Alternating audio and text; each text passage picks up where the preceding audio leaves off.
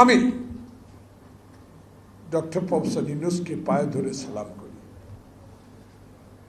একজন গ্রহণযোগ্য ব্যক্তি আজকে ৮ তারিখ, 1 বছর শেষ।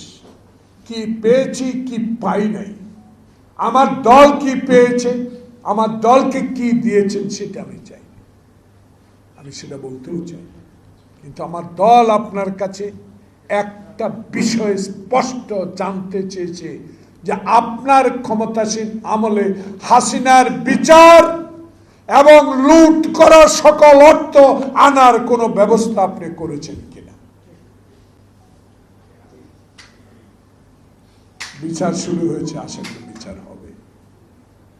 তা আমার দল,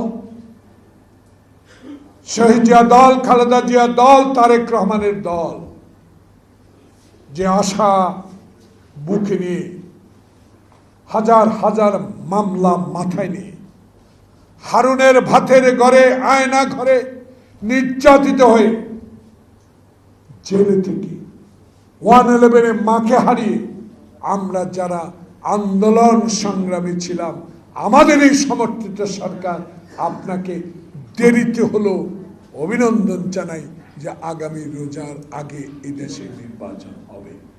আপনারা তো কারো ব্যক্তির সরকার না, আপনারা তো জনগণের আন্দোলনের সরকার, কাউকে তো ভয় পাওয়ার কথা না। তাহলে আপনাদের আমলে কারা আবার নতুন করে এই নির্বাচনকে বানচাল করার ষড়যন্ত্রে লিপ্ত, তাদের নাম আপনারা প্রকাশ করতে হবে। কি কারণে আপনার এই নির্বাচনকে বানচাল করার নানা অজুহাত সৃষ্টি করছে সেটা জনসমক্ষে প্রকাশ করতে হবে। হাসিনা বিরোধী আন্দোলন করেছেন, তাদের সহায়তায় আমরা হাসিনাকে বিদায় করেছি। হাসিনার প্রেতাত্মা, হাসিনার সহযোগীরা, হাসিনার পুলিশ, হাসিনার সচিব এখনো বসে আছে আগামী নির্বাচনকে বানচাল করার জন্য।